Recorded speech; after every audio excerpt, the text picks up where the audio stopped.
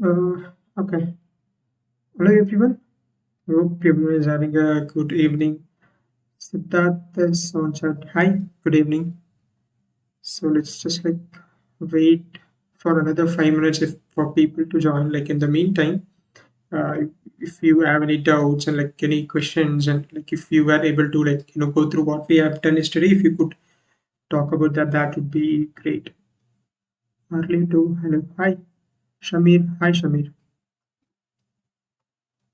In the meantime, I can share the link so that others can join. So has anyone seen the Crew AI video that I uploaded? So it was about you can build multi-agent systems, and it was like pretty simple, I would say. Guiding gurus. Hi, good evening.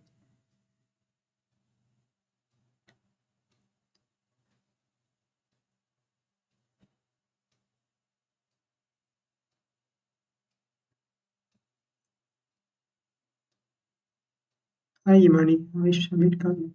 Yeah, I hope that is helpful. So please try that code as well. So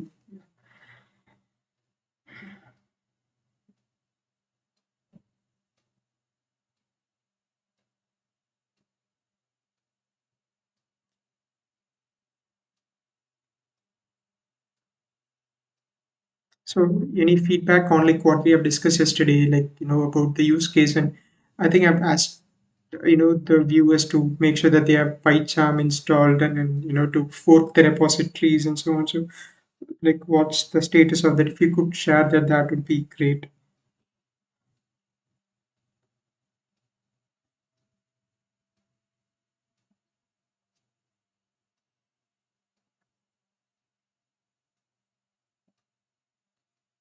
Can we create Discord community for this project where we can post if anything we got stuck with or some similar platform? Uh, okay, so I'll try to maybe create Discord or Slack. I'll see like which is probably better.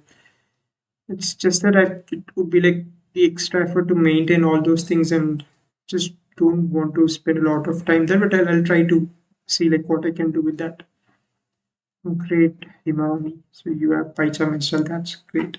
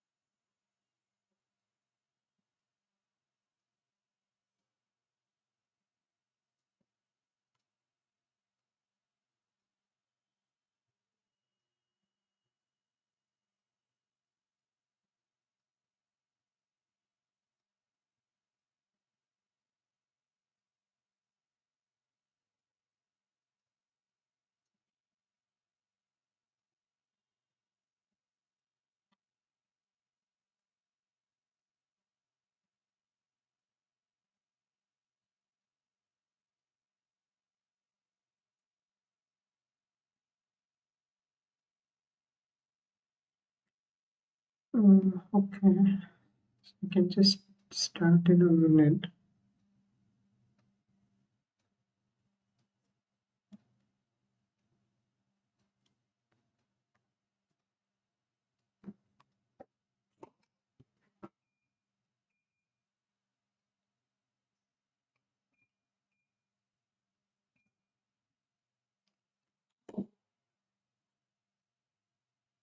And also, like, we can have like towards the end, we can extend this like 5 or 10 minutes where we can answer like some viewers' question again regarding this project or like if you have any other questions.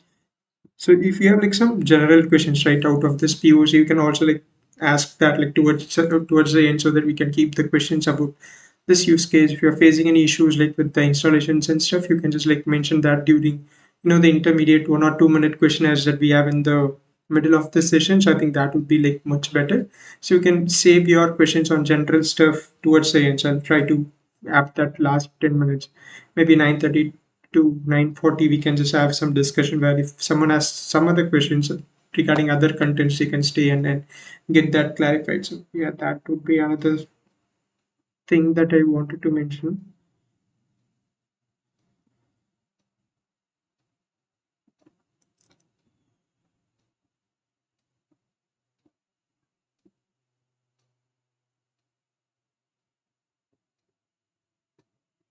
Okay, I think we can get started now.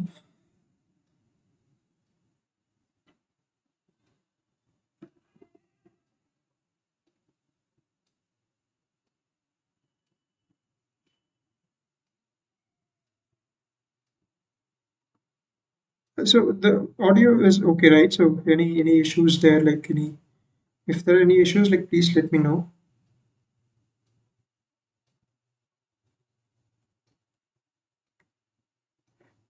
I'm plan computation and to learn what do I need to go for GNA. Okay, yeah, let's address that questions towards the end, as I said. But yeah, we will definitely come back towards this. So I'll now maybe share my screen. So yesterday we just like started this, discussed about the use case, the problem statement, what are the features that we are going to build, all this stuff. And we have also discussed like what is it exactly we are going to build, and then we have tried to create the repositories, two repositories, and so on, right? And then in today's video, we can just like kind of follow a similar approach where first we can discuss the agenda, like what we are exactly going to do today.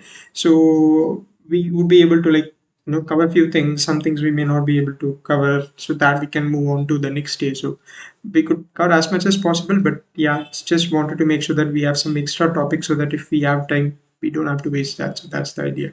So first thing that I want to do today is just like I'm sure that every one of you would probably would have gone through the document, but I just thought that we can just spend very little amount of time just going through what we have prepared yesterday in that document, the agenda and all those stuff, and then we can also then move on to the GitHub setup. So yesterday we have created two repositories. One is for front end, and the another one is for backend, and I've asked you to fork it. So I'll explain you like how you can connect it to PyCharm, and you can just have the setup ready, and we can just like write some files that we need later point. So you just like get used to the GitHub stuff.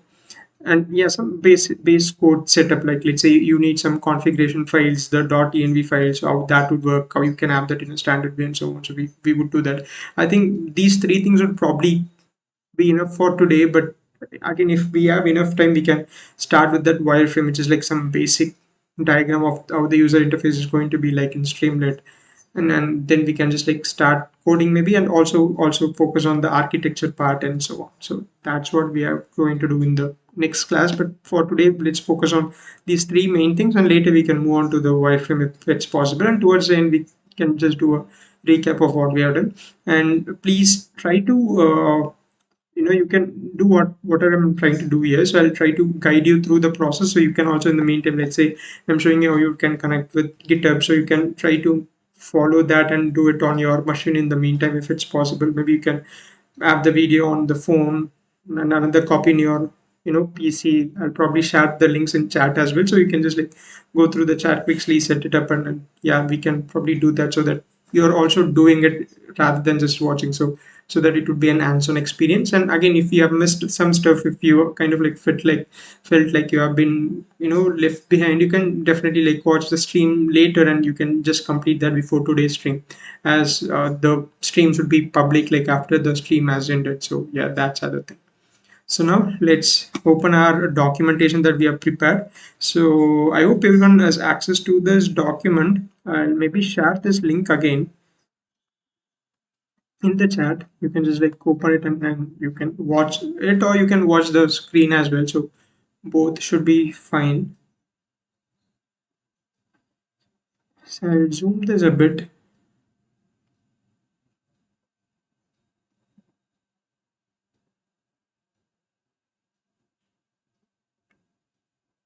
Let me see if 150 is required. Okay, I think this is good. Okay, so the again, I'm not going to go through this, just like key stuff. So what we have discussed is that we are going to build a chatbot, something that's like more standard with all the features in it, and also make sure that it's production ready. We split the front end, back end, and so on. Like everything is like proper in that way.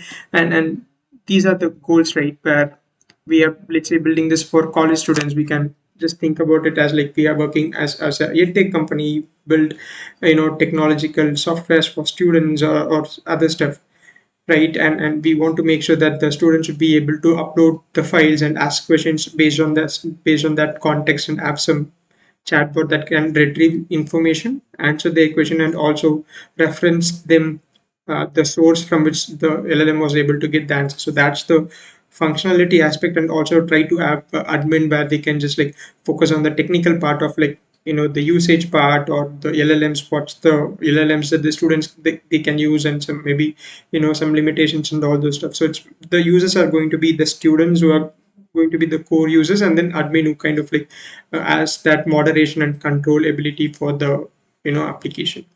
And these are the goals. So we wanted to build you know we want to build something that enables students to upload and manage study materials semester wise and subject wise, which is another key thing. So the student can select a particular semester and a particular subject, and they can upload one or more documents, so that we are going to later save it to vectordb and process it, and provide a RAG based chatbot that can answer the question based on the documents that they uploaded.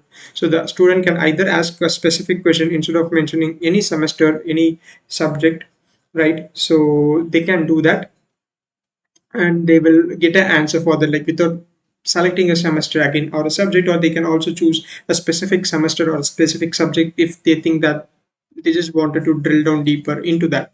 So that's the other thing, and they can keep track of the documents. Like they can see, let's say, a list of documents that they've uploaded, and where the answer is coming from, so that it's a bit easier to understand that the LLM is not hallucinating, and it's able to give proper answers. Offer an intuitive and user-friendly interface, which we are going to create and streamline. We can have a tab for users and the students, and the other tab for admin. Support both online and offline AI models. So this is something for the admin part, and for us technically, maybe not for the students. It's like how we are going to use the LLM. So for us, we can use Grok and Olama, but this should be easily configurable that a person can easily replace the code, and they can either use the OpenAI services or other API services that's available. Ensure secure and easy deployment using Docker. So this is to make sure that everything is in a standard way, and the deployment is done properly, so that you can deploy it on anywhere without any difficulties. So basically, the deployment part is like streamlined. So that's the idea. So allow admins to dynamically configure model settings and backend components. So this is another thing. Again, they should be able to have the setting to, alter the models, like which model to use and so on. And other things are like specifications, like multi-document upload. We should support like multiple data format, AI-powered QA, basically a chatbot, configurable AI backend. So we should be able to switch between different models of choice. VectorDB integration. This we can see, like if we can go with ChromaDB, as it's kind of puts the data in your local database, so everything stays on your server. And if you want something that's like better at performance, you can try something like Pinecone, but again it comes with that pricing factor. So it's like we have to make the choice there. So all those things will be discussed there. And the other two important key factors are like how we are going to decouple front end and back end, so that everything is not in Python. So you can just like keep this backend separate as a API, so that if you want to connect it to a different environment, right? So different front end tool, front end platform, you can easily do that.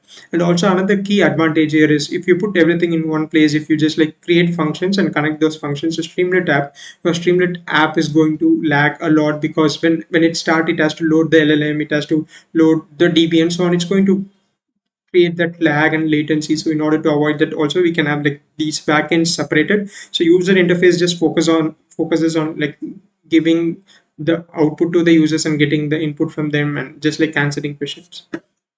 And then we have admin panel. So this is, we still have to like work on this a bit more, like what are all the features that we are going to give here.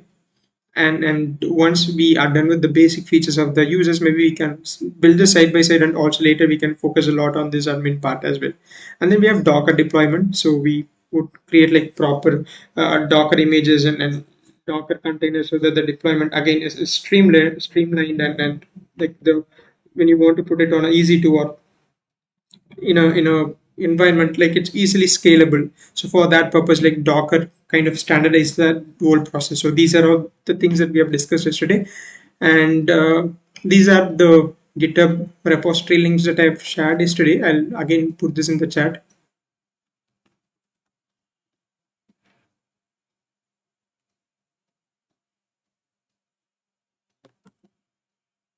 So yeah, so you can go to that, and once you are in the GitHub, you're going to see these two repositories, the two links that I've shared. It's also in the document. You can go there from there. So once you're there, you will see an option to fork it. So when you fork it, it's going to create a copy in your machine. Uh, I'm assuming that you have done that already. If not, you can just like do it now.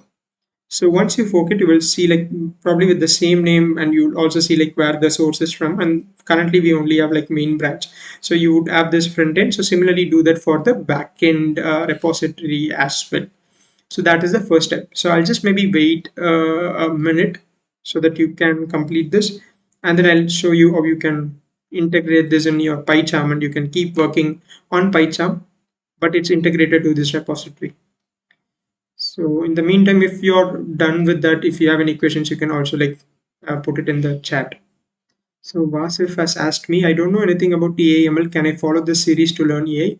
You can follow this, but things may be a bit complex. Again, if you're a complete beginner, it would be a bit hard to follow that. What I would suggest is like try to attend the series, like try to absorb as much as you could. In the meantime, also you can like start learning with the basic AI stuff, and then again once you're like good with that, right, so all these things would make sense. So yeah, I wouldn't completely say you to don't watch this series. Probably I wouldn't do that, but yeah, just watch as much as you could understand. Don't worry if you could not get a few things. In the meantime, like keep learning other stuff.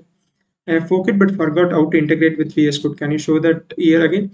uh I'm not sure if I could show that on VS Code, but I think the process should be pretty similar. So how it would be like is, you open VS Code, you should have an option to create a new project, where instead of just creating a new project, you should have an option to open it, or open a project from version control. So there you can just like log into GitHub, and there you will see it. So the process is same, just the controls kind of changes between PyCharm and VS Code. So I don't think it would be like that different. Okay, so now I'm assuming that you have forked this repository. Now what I'll do is I'll open my PyCharm, and I'll tell you like how you can connect it with your accounts. So I have the latest version of PyCharm. So maybe whenever you have time, you can make sure that you have those versions ready. So here I already have like the account connected to this. So what I'll do is uh, I'll remove that GitHub account. So basically what you have to do is, right, you can go to this file. If you are working on a different project, there this main menu option, there you can go to this project from version control. Again, in VS Code you would have something like this, project from version controller. You can see the version controller GitHub option. So once you click that, you can connect. Either you can paste the repository URL, authenticate it, and you can work on it, or again the other option is go to GitHub, and then you can just like it would like list all the repositories that you already have. So here, as you can see, I've already connected my account. So now what I'll do is you can just go to settings, and you can remove this account. So I'm going to do that, and I'll show you like how you can do it, because probably you wouldn't have connected to this already. So that would be a demonstration. So I'll do that now. So for that, again, this might not be useful to you right now, but I'll just like iterate what I'm currently doing. So you can just open settings in, yeah, I can show it here. Yeah, that should be okay. So again, go to this main menu, settings. So in that we have an option called as version control. In version control, we have like different version control, GitHub and other platforms. So here you can see my account is connected. So I'm just going to choose this and click on this remove thing, and it's going to remove that. So now when I open this project from version control, it says no account. So this is how it's going to be for you when you open it for the first time. So let's say that everyone is in this part now. So I have a repository. Uh, yeah, so I have a repository which is APOC1 studypal frontend and APOC1 studypal backend. So these are the two things. Let's say first we want to connect to this frontend thing. So I'll open my PyCharm. I would go to this main menu, give this project from version control. The other thing is if you don't have any projects open, again you will see this option for new project from version control as well, so you can choose that. So now here I'm going to go to this GitHub. There are two options. Either you can log in via GitHub or use a token. So when you click on this login via GitHub, it's going to take you to the browser. You can log in there. And the other way to do this is use token. So I'm going to use this use token method because it's slightly better, I would say. So you can click on this use token, and you can, there are two things. Either you can create your token from GitHub from your browser, or you can click on this generate. That's going to take you to the page that helps you to generate the token. So first I'll tell you how you can generate the token. So you just need to go to this GitHub thing. So probably I cannot share the settings screen right now. So I'll just like move this to a different screen. So yeah, I'll move this to different screen. And what you have to do is like on the right side, you see this profile icon, right? So you can see my picture here. So you would also have this profile icon. So once you click that, you would have a option called as settings. So go to that settings. I can just create a notepad and put it over here. Okay, so this is what you have to do. So log into GitHub, uh, click on the profile icon,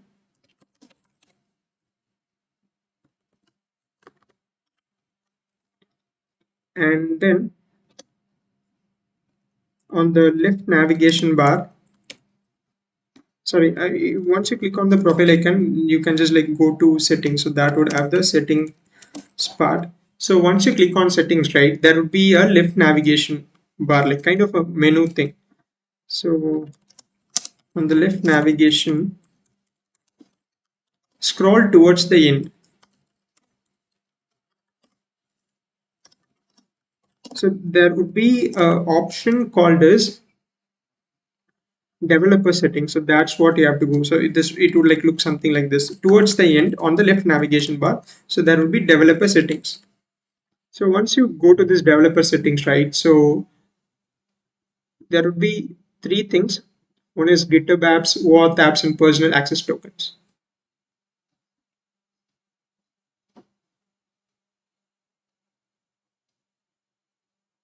Okay, so right, share the screen. Okay, so this is what you have to do. So you have this profile icon, you click that, and then you scroll towards the end and you go to this developer settings. So, and here you have personal access token. So you have to either go to this fine grained tokens on tokens classic and just like follow the process there. It's pretty simple. It would just like ask you to give what are all the permissions required. I can just like tell you as I'm like kind of creating that. In the other case, right, if you click on this generate, if you are logged into GitHub in your browser, this would automatically take you to this page. So those are like two things.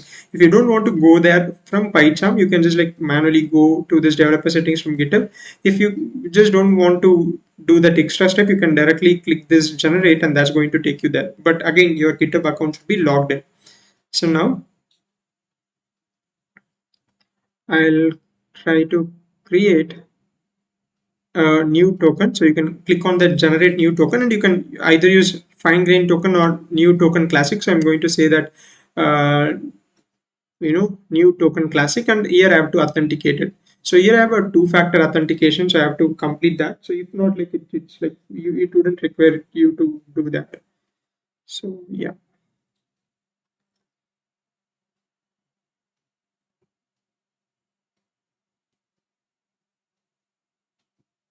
Okay, so once you have done that, right, so it's going to take you to this page. So like you can just say like what's the purpose of this. I'm going to say this is PyCharm GitHub key or something, or PyCharm GitHub token. So here you can set a expiration like 30 days, 7 days, or no expiration and so on. You can also later delete this key and create a new one, so that completely possible too. So here you can give like the necessary permissions. Like, again, you have to go through this and give only the permission that I need, but I just, instead of like wasting that time there in the stream right now, I'm just going to select all these things. But again, later you can just like go through this properly and give permission like wherever required. Just this is my personal account. I'm trying to give all the permission, but again, this is not recommended. So once you do this, this would generate a token. So I'll just move this to a different tab and click on the button called as generate token. So that would show me the GitHub token that I've created. I can copy that. Now I have to paste it over here. So again, I'll move this to a different one. I'll paste it. So you can just like paste it over here. So in this token part, and then click on login. That is all. So once you do this, you will see like all the repositories that you have. So here you can see I have this AI PoC study pal backend, AI PoC study pal frontend. So this is what you have to do basically to kind of like access these repositories. I'll just like wait a couple minutes so that everyone is like on the same page. Let me know if someone is like able to do this or like facing some errors quickly so that we can make sure that like this is kind of solved.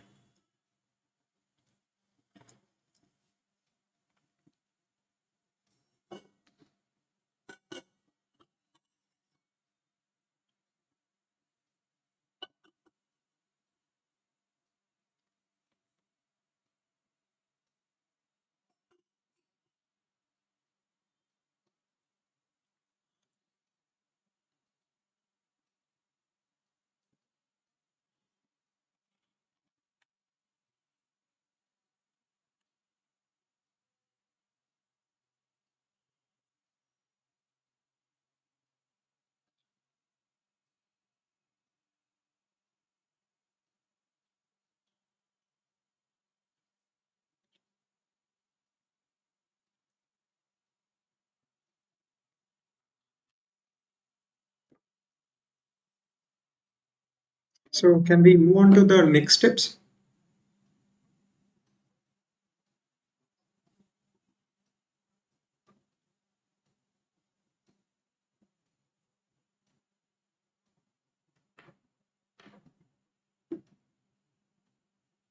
Okay, great. So now I'm going to choose this front end first and click on clone. So this is going to clone the repository. This is like a different use case that I'm working on. So now this is going to create a pop-up. You can just say trust project, and you can either create a new window or you can just click on this window. So this is going to replace the current window that I have. And now as you can see, so we have cloned this and it would create the same folder name called as AAPOC1 study pal frontend. Or again, before cloning, it also would have an option to give a different name, so that's possible as well. So now currently we are in our GitHub cloned repository. So this is basically the README file that we have created in our repository. So yeah, this one. So the README file. So now we have this Python console, Python packages, terminal, and so on. So probably you wouldn't have used this Git option as we haven't made any videos with this, but this Git option basically contains like all the details. So local basically tells you like what's the branch that's present in your local, and remote as like what's branch that's present in GitHub. I just wanted to quickly spend like a few minutes explaining again if you're new to GitHub to just like explain like what's the purpose of GitHub is. It's what we call as a version control tool where we often work on multiple projects and we work on projects on throughout a time period, a particular time period, and even multiple people are working on it, right? So there are several code changes that are happening and we have to track those changes because let's say three developers are working on a project and a particular developer made some changes and something is not working right, so we have to revert back to the older part. So GitHub helps us to kind of track those all this history and changes that we have, so that if we have to revert to a commit or to a code that has been built some time back, then it kind of allows us to revisit that code. It's like having like different timelines and accessing the code in that particular timeline. So it's like basically having that version control thing to make sure that you know we basically keep track of the changes that we do on a code. And the other features are like, just think about this as like a checkpoint for a game. Let's say that you probably like are playing some adventure games where there are like multiple levels, so you go to a level and you kind of save that in a checkpoint. So this kind of also acts as a checkpoint, so the commits as checkpoints, so that like when you kind of like lose a particular level, you kind of start at that same level and you can also move to a different level. And now let's say that we are working on this. So there is this main branch. So usually we don't work on this main branch. So we create a different branch and then we would work on it. That's because let's say in main branch we have a working code. We have added like 10 features to this, and now we are adding another feature, but suddenly everything is breaking. If you just work on this main branch, right, then it's a big issue because now the code that worked previously is not working because of the new code that we have added. So what we do is we create a branch from this main branch and experiment our new feature there. If everything works properly, if everything is tested and everything is good to go, in that case, we can merge it to main branch. Or if something is breaking, let's say that we don't want to add this anymore, in that case we can just like drop this branch. So that's the other advantage of this. So yeah, those are like few things. And again, it's okay if a few things are kind of confusing. You will definitely understand these things better as you once spend more time on GitHub and Git and so on. So you just like have different companies provide these versions. Like we also have Atlassians who provide Jira and Confluence, the corporate tools and so on. So they all have something called as Bitbucket, which is similar to GitHub. So Git is a separate version control tool, and GitHub and Bitbuckets are like kind of central cloud repositories where different teams can collaborate. Git is the version control part. So Git is different from GitHub and these Bitbuckets and so on. So I hope everyone is done until this point. So now what I'll do is go to this, the front end repository that we have cloned to our PyCharm. So here I'm going to create a new branch. This is because main branch is kind of our production branch. Let's say we want to deploy this code on our EC2. We shouldn't work directly on that production branch or the main branch. So rather we create a separate branch and we work on it. So that is what we generally call as development branch. So you can just like come back to your repository to the one that you have forked to your account. So there you can just like click on this branch thing that you're seeing and just type in dev. So again, you can give any name. This is like the standard name that we would give. So this would create a branch from main. So let's say you have like 10 files at the main branch and now you are creating a branch from main. So dev would also contain all those 10 files. So it's like, from that main branch, from a particular point, you are cloning it. So it's like today the main branch has 10 files and you create a dev branch. So your dev branch is also going to have 10 files and you keep working on the dev branch now. So tomorrow, let's say you have 20 files in our main branch. We have worked on some code. Now you clone or create a new branch called as testing. So that contains those 10 files. So it's like I'm creating, if you see this right, if I try to type something like test branch, it create a branch from dev, or I can just like create a branch from main. So if I can give this view all branches, I can say new branch. The source should be either main or dev, the one that I already created. So I can say test. Either I can create a new branch from main or like the branches that's already present. So it's like basically creating a copy of the branch that you already have. So now currently main and dev branch are like exactly the same. Uh, right, and then now we are just going to keep working on this dev. So let's say that we have created this dev branch. We can come back to our Python, click on this remote, right click this, or yeah, I can. Okay, so you have this fetch all remotes, right? So you just click this and that would update it. See, now you have a dev branch. So it basically tries to see whether there are any changes in our GitHub and try to add that. And here, okay, so in our local we only have this main branch, right? So what you can do is click on this, go to local. Okay, there should be a checkout option. Okay, 1 second.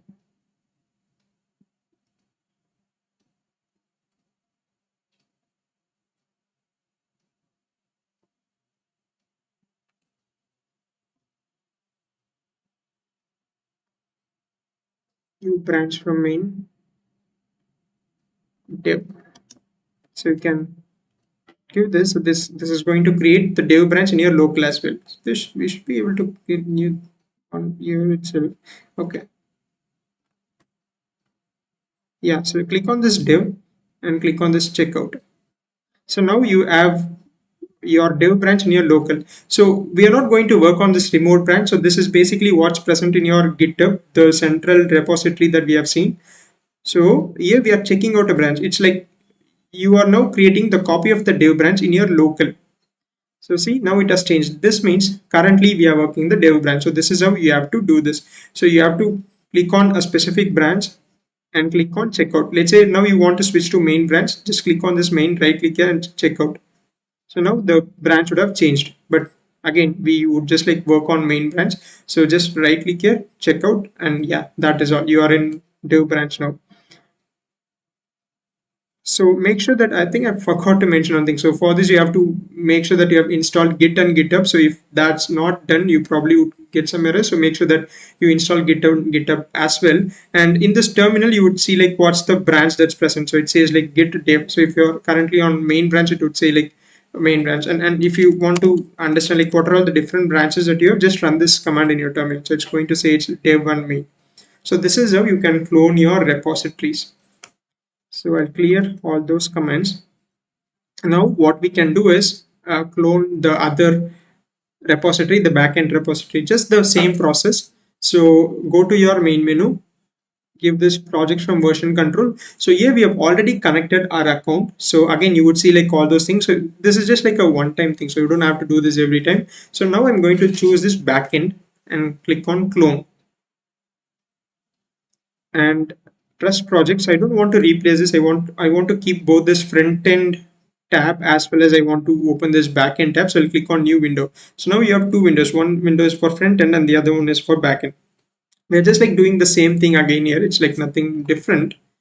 So now I'll go back to this browser to the backend repository now. So here I'm going to click on this main and find or create a branch. So I'm going to again create a new branch. So this dev branch is for the backend code that we are going to have. So basically this backend code would have all your AI, LLM, API code, and your front end code would have only the Streamlit code and whatever the Streamlit app needs and so on. So that's the thing.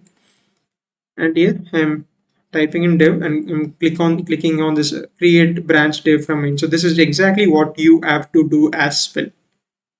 Okay. So now we have this. So branch is up to date with main and so on. So come back to your PyCharm, AI PoC backend, open your Git and click on this remote. Say this fetch all remotes.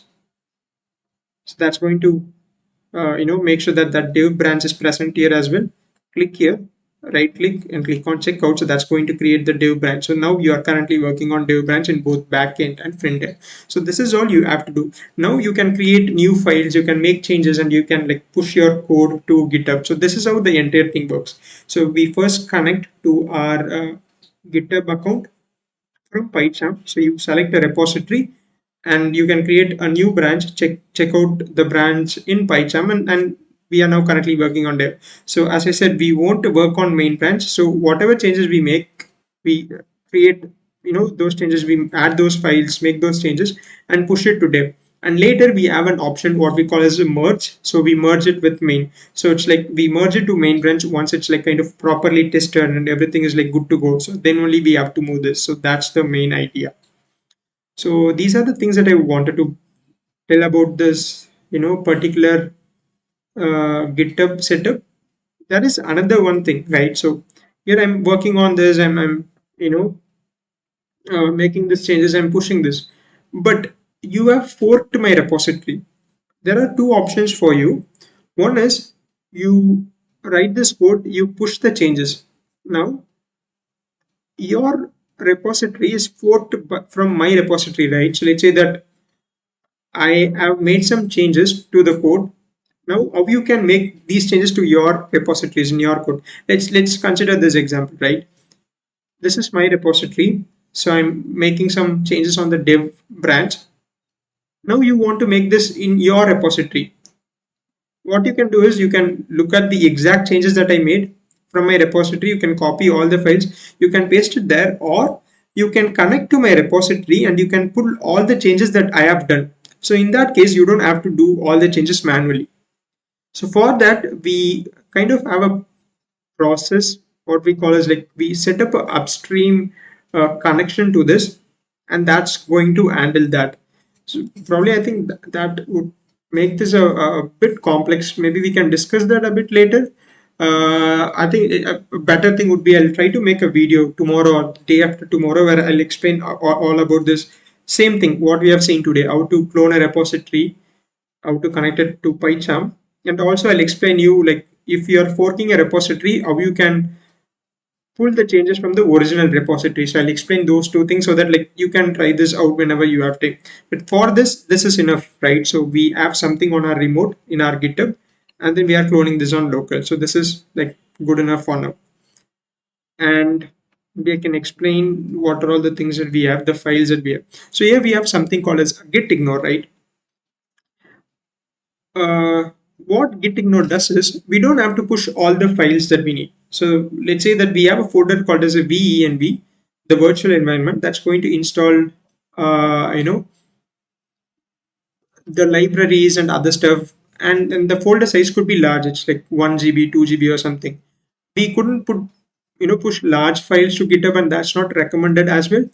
So what we do is we mention it in the git ignore. So when we push the changes, we push the files, some files and some folders are kind of ignored. So if you see this, right, so all the folders, if a folder has a name called as build, that's ignored from getting pushed. Downloads, if there is a folder, that's going to get ignored, like from getting like pushed, and so on. So we have like all those things that we want to ignore, that we don't want to push. So when you run a script in PyCharm, there will be some cache folders created, some folders called as idea would be created. So here we have this .venv, which is the virtual environment. All these are created, but we don't need this for our project code. Our project code only needs the scripts and only the required things. So whatever you don't need, we put it in git ignore. So as the name suggests, git is going to ignore all those files when you are making some changes. So that's the idea for this. And README just contains like a detailed description of what that repository is, and if it has some application, how to start that application and so on. So that's going to have those particular details. So that's about these two things. Now I'll tell you how you can connect a virtual environment to this. So first I'll open my front end. So as you can see, when you have a virtual environment, it would create a folder called as .venv or venv. Generally in Windows, it would create a folder called as venv, and Linux or Ubuntu would create a folder called as .venv. Let's see like how we can do this. So far we are done. If you just create a new project from here, it would ask you to create a custom environment, generate a virtual environment, and so on. So basically what a virtual environment is, you have Python installed in your system, so in your like machine, and you have some libraries installed. But what happens is different project requires different versions of libraries, and it would create a conflict. So we create these virtual environments such that each project would have that particular version of libraries. So that's the idea. So it's like the Python and the libraries are kind of separate for each of these projects. So that's what virtual environment is. So when you're creating a new project without version control, without GitHub, you would kind of create this here itself now, but when you clone it, you have to do that separately. So open your repository that you have cloned, open this bottom part, like where it says like Python 3.12. Sometimes it can say no interpreter if you haven't like created it. In either case, you just have to go here, like whatever it says. If it says no interpreter, or if it says like different Python version, click here and give this add new interpreter and say add local interpreter. So base Python is like you would have already installed Python in your machine, so then only the Python codes and everything would work. So this would point to that Python, the location where the Python is installed, or you can also choose to download a different version of Python. That's doable as well. So let's say that we have our base Python, and then we have to say like where this should be installed. So here this is like the part where your virtual environment has to be created. So what you have to do is open this.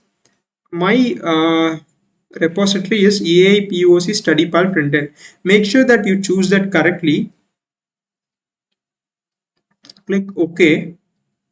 The specified folder already exists, and then put a backslash. As in Windows, you have to put a black backslash and say venv and click on OK. So this is going to create a folder in this directory, the AI PoC1 study pal frontend, and that's where all your libraries are going to be installed. So click on OK.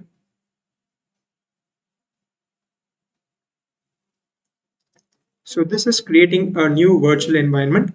Now you can see this venv. So this is the library row. This is where your codes are written, like kind of like saved. Now, as you can see, this is kind of like an orange color. So this orange color basically tells that this folder is present in gitignore. So when you push something, it's not going to push to your GitHub, because if you open this gitignore, you will see a folder called as venv. So all those, you know, virtual environments, like all those libraries are kind of like mentioned here. So when you push these changes, this is not pushed because we don't need this in our GitHub. We only need the scripts, requirements, and all those stuff in GitHub, right? So now let's say I create another file. So for creating a file, just right click here and click on new and say Python file. You can either say this or you can just like say file and say requirements.txt, and it would ask you to say that if you want to add this to Git. So click on this add. So that's going to put this on green color. So that means this is added in Git and you can push this code. So here I'm going to say Streamlit, because this frontend is like going to use Streamlit as a library, right? So I'm just like trying to search for Streamlit POAPI. So I'll come back to my browser and I'll say Streamlit PYPI, and we can mention the Streamlit library name and the version.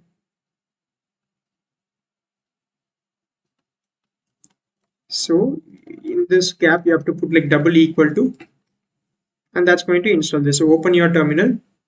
To activate this virtual environment, you have to run a script. So that script is venv slash, which is basically the name of the virtual environment, slash scripts.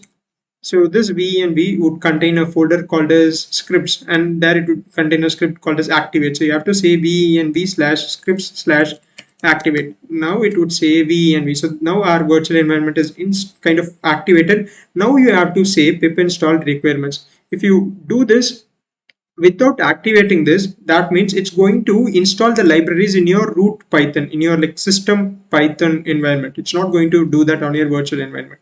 So once it's activated, you can see this venv, which is the virtual environment we have created. So now you can say pip install -r requirements.txt. So this is going to now install Streamlit, right? So this is happening. Now again, Streamlit is going to be installed in your virtual environment directory, but only this requirements.txt is in green color. That means when you push the code, only this is going to be pushed. So how you can push this is, there are two ways. If you add this already, if it's green in color, you can just like right click here, go to Git and say commit file, and you can push this. So that's one way. Or you can also push this using the terminal commands. I'll show you how you can do that, because that's like more of a standardized approach, like to do that in that way. We can like do both here. So maybe first I'll show you how you can do this in the terminal, so that we can see how venv is ignored but requirements.txt is kind of added. So it's getting installed, but yeah, we don't have to wait for that. So here you can still run these commands on virtual environments as well. So that's fine. So it says git dev dev branch. So now I'll say git space add space dot. So when you say git add, it's going to add all the changes, all the files which has changed to git. So run this git space add space dot, and I press enter. Okay, it says idea is present. So that means like PyCharm would create a folder called as idea. It's kind of like those cache directories. So we have to make sure that we remove that from getting pushed. So we have to mention that in the git ignore. So now in order to revert this git add, you can just type in git reset and clear everything. Now I'll open this. I'll search if dot idea is already present. So it's already present, it's commented. So that's why it's kind of trying to push that as well. But we don't need this folder. So I'll come back to this terminal. So I've added this. And now I'll say git space add space dot and press enter. Now it has added. To verify like what are all the changes that has been added, you can check for git space status. So it's going to say modified git ignore, which is this idea modification that we did, and all the modification that you did would have this blue color bar. right? And if you have added a new file, that's going to look in green color. If you have modified a file, that's going to look blue in color, and you would see like the actual line where you have made the change. But as you can see, VNV was also newly created, but it's not, it's kind of in orange color. It's not displayed here because it's present in the git ignore, that as well as the idea folder. So now you can say git commit em let's say requirements.txt created. So this should push all these changes. One is this git ignore as well as requirement. So run this. So it says 2 files changed, 2 insertions and 1 deletion, like all the changes that you did. And finally I can say git push origin dev. So this is currently in dev branch, so you have to say git push origin dev. If it's in main branch, you would say git push origin main. So run this, and like this is like asking me because I think I've configured couple of accounts, so I'm just like choosing the right account. Yeah, that is it. If I now open my GitHub, the front end part, it says dev add recent pushes on April 15th. So if I refresh this page, now I'm going to see my requirements.txt, which has the Streamlit 1.44.1, and I don't have that VNV because that's present in git ignore. If you want to look at the changes, this is the commit that we did. Click on this and it would say like what are all the changes. It says we have modified git ignore. 2 files has been changed. One is first there this ash was there and then they have removed it, so that's one thing. And then it says like a new file has been added called as requirements.txt. So this is how we can like keep track of the changes. So all the changes that we do would be mentioned in like these commits, that's like over percentage. It says like there is like only one commit. So this is how we can keep track of this. So main branch doesn't have these changes, see, because we are currently working on dev branch only. So let's quickly do this in our backend part as well, where again we can just try to install some libraries, put some files there as well. Just the same process so that we are sure. So basically there are like 4 commands that we have to add here. One is git add. Git status is just for like checking to make sure like what are all the changes that we did in what branch. Git commit is an important thing where you mention like what's the command or like what's the change that you're mentioning. So maybe I'll put it somewhere in the document so that you can refer to it later. Create a different tab called GitHub commands. So first you say git space add. So this should be smaller g. And git status, this is just to check, right? But you can skip this as well if you are sure about this. So git space add space, you can, when you put add, it's going to push all the files that has been changed, or you can just mention specific files. I can say git ignore requirements.txt, so that's going to add only that requirements file. So both are options. And then you can say git commit, like what's the change. So git commit space m double quotes or single quotes, say like change description, like you can just mention like what's the change that you have done. And finally git push origin your branch, like if we are pushing this to dev branch, say dev, and again if you are pushing to a different branch, mention that branch, but again that branch should be activated. So if you see this, right, we are currently on dev branch. If you put main, now it's not going to work because we are currently in dev branch. So this is this thing. It may seem a bit, again I know that this may seem a bit kind of confusing and a bit tricky, but if you just do this a couple times, you're going to get this. These are the basic commands that you're going to do. Again, there are so many things, but these are the basic things that you can app, so that you can just like do the basic stuff here, like adding the files, removing the files, and making the changes and pushing to GitHub. So that would be handled like with these commands. So now just for this practice, let's do the same thing for our backend. I think in our case the libraries are also installed. As you can see, Streamlit has been installed. So I'll just like clear just like removes all the history in the terminal, so nothing much about it, so that's not related to GitHub. So I'll come back to this backend code. So now we are currently in dev. If you are not in dev, you can right click on remote dev and check out. So that's going to open your dev branch. So now what I'll do is I'll open my git ignore, make sure that IDI is uncommented because we don't want that folder to be there. So you see this git ignore. We also need to add our virtual environment because this is considered as a separate project, separate environment. So you shouldn't have same environments because backend doesn't need Streamlit, right? So like that. So you cannot use that virtual environment here. You have to treat those two things separately. So for backend, I'm going to do the same thing. Click on this. select add new interpreter, add local interpreter. Make sure that you select the right folder. So the folder is AI PoC backend. Okay, and make sure that you mention VENV. So that's the virtual environment name. Click on OK. So that's going to create the virtual environment. Right, so this virtual environment is getting created now. And if you open the terminal, sometimes it won't be activated. If it's not activated, you can activate it manually. Like, let me just deactivate this and show you. So if you click on or run this command called as deactivated, now this goes to your default Python, the system Python. Your virtual environment is like not present now. So now in order to activate this, we have to run that same command that I explained to you before. So venv slash uppercase S scripts slash activate. So your venv is now activated. So clear this.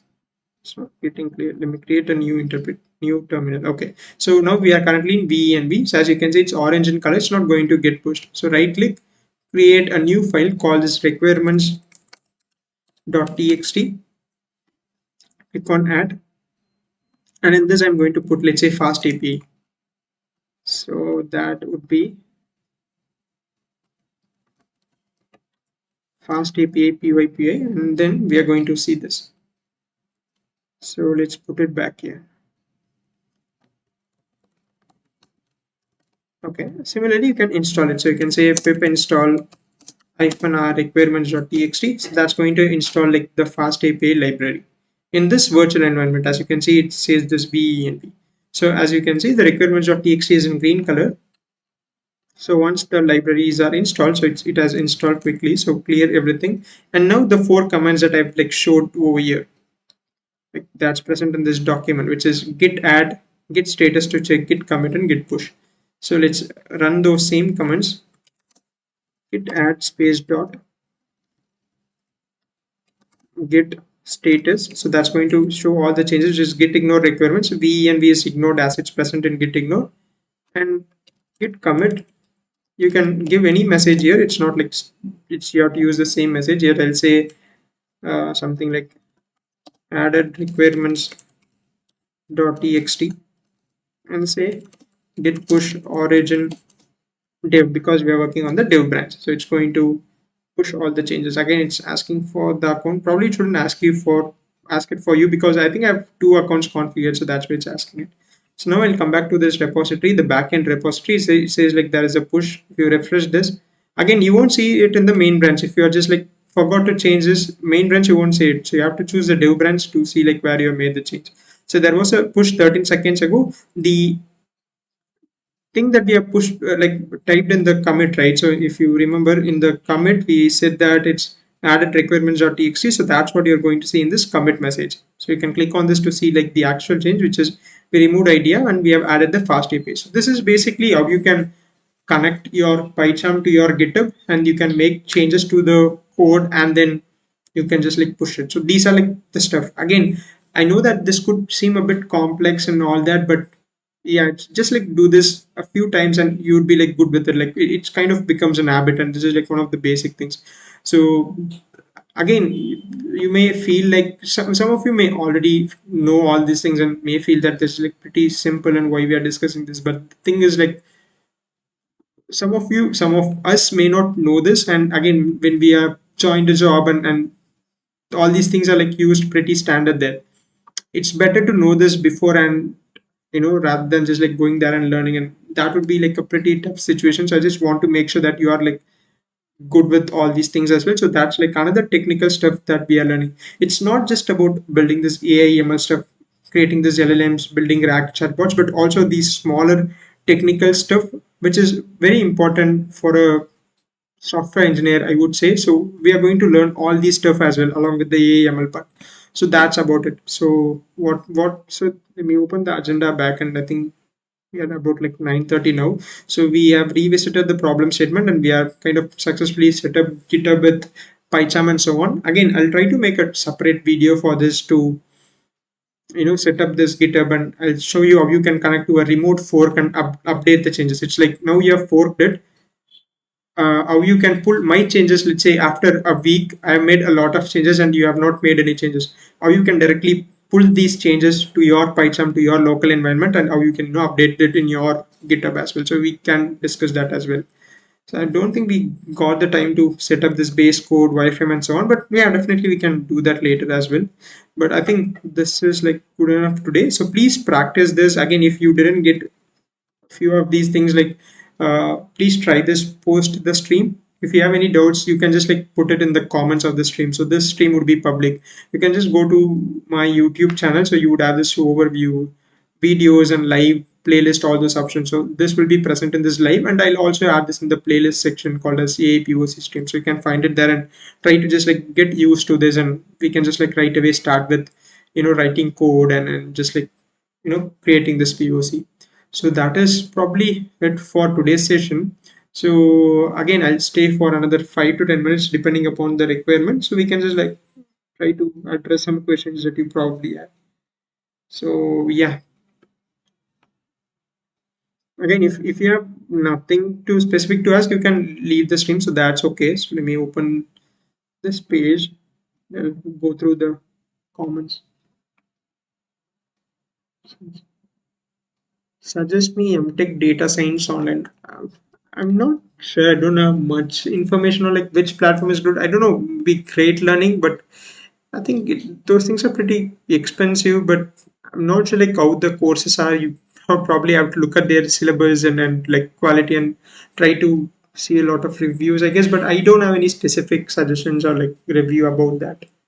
Cool, learning new things. Great, great, Shamil. I'm happy that you are finding this useful.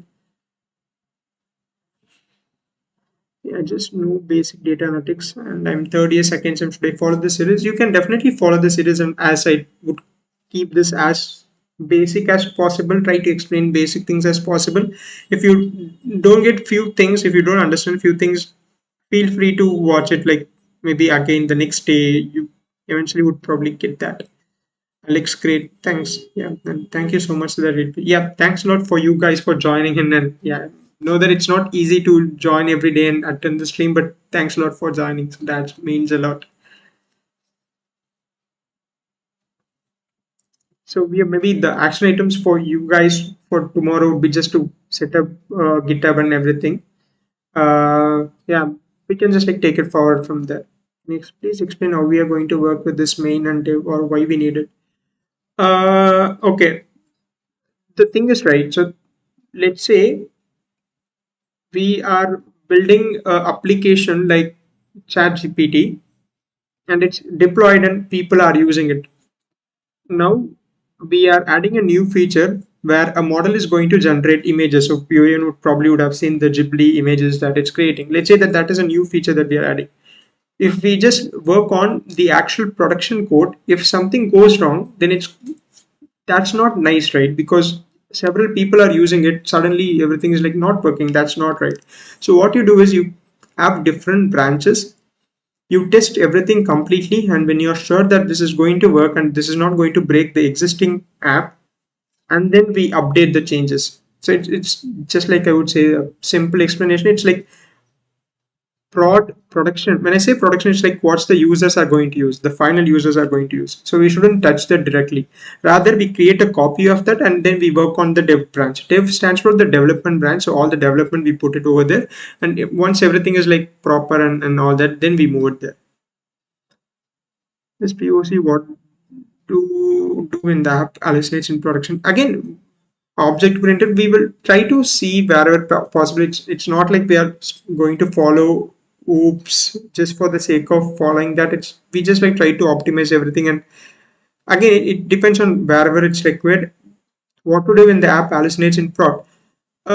We just have to fix it, right? It's again a continuous process, and it's like one of the things that we have to tackle. Let's say that we feel that there is an hallucination issue, like or we can maybe fine tune the model, or we can use like better prompts to build the RAG application. So it's all about like trial and error and doing experimentation and finding it out.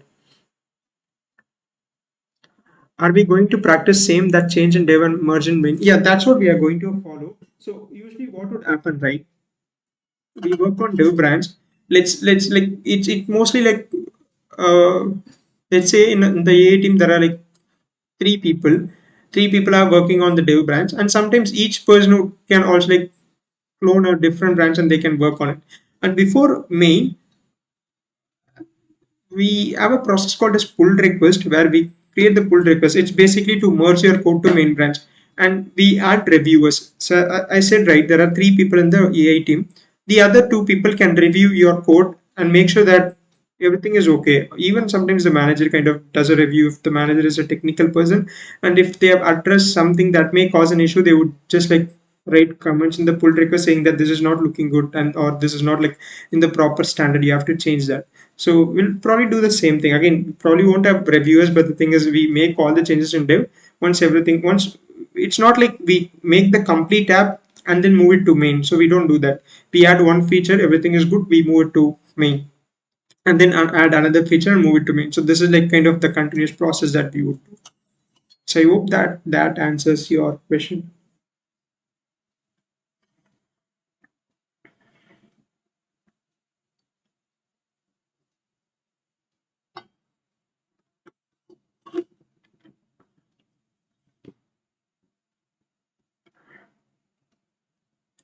Okay, so if there are no other questions, I think we can probably wrap it up.